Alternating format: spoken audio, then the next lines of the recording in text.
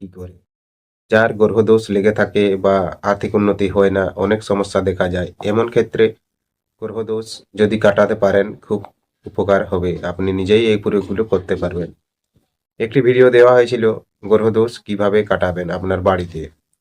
অনেক লম্বা চওড়া পদ্ধতি আছে, তার সামগ্রী, পূজা পদ্ধতি, নিয়ম, অনেক রকম সামান লাগে। তাই সেই প্রয়োগটি যদি অসুবিধা হয়, কেউ করতে পারেন না, তো তাহলে আজকে একটি যে নিয়ে এসেছি প্রয়োগ, এ গ্রহদোষ কাটানোর, এটি একটি খুব শক্তিশালী প্রয়োগ। এই প্রয়োগে খুব সহজেই আপনি গ্রহদোষ কাটাতে পারবেন। নিয়ম হলো, আপনি মাছ রান্না করতে করতে এই মন্ত্রটি আপনাকে পাঠ করতে হবে। নেবেন কেমন সাইজের মাছ, ছোট সাইজের পুঁটি মাছ নেবেন। পুঁটি মাছ নেবেন প্রায় মোটামুটি 100-150 গ্রামের হিসাবে। তো তখন কি করবেন, সেটি যখন রান্না করবেন, রান্না করতে করতে এই মন্ত্রটি আপনি পাঠ করবেন। মন্ত্রটি দেখুন কেমন আছে, তারপরে আমি এর বাকি নিয়মগুলি বলছি, পরে আপনি যেমন বুঝতে আপনার কোনো অসুবিধা হয় না। ঠিক আছে? এখানে চলে আসছে কোথাও লেখা, ওং সর্বভূতেভ্যো বলিং গৃহাণ গৃহাণ সাহা। ওং সর্বভূতেভ্যো বলিং গৃহাণ গৃহাণ সাহা। এই যে মন্ত্রটি এরকম ভাবে লেখা হয়েছে, এই মন্ত্রটি আপনি জপ করবেন।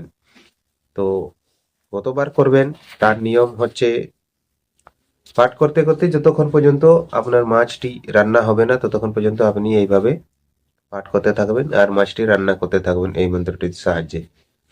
যথাসম্ভব যদি পারেন 108 বার করবেন, খুব তাহলে ভালো হয়। এবং এই কাজটি যখন মাছটি আপনার রান্না হয়ে যাবে, তখন আপনি কি করবেন, এই মাছগুলো একটি নূতন বস্ত্রের মধ্যে নেবেন। নতুন বস্ত্রের মধ্যে নেবেন, নতুন বস্ত্রের মধ্যে নিয়ে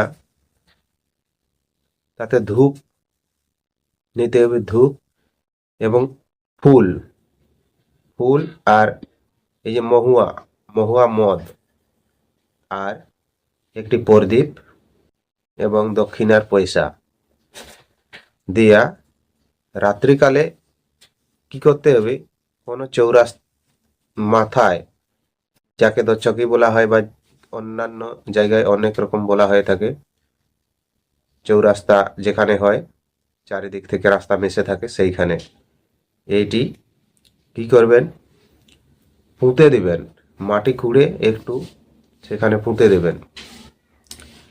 এখন বলবেন এটি পুঁতবো, এর নিয়ম বিধি, দিন দিনার। দিন আপনি যথাসম্ভব শনি অথবা মঙ্গলবার দিনে করবেন, খুব ভালো হবে। আর যদি আমাসে করতে পারেন তাও হবে।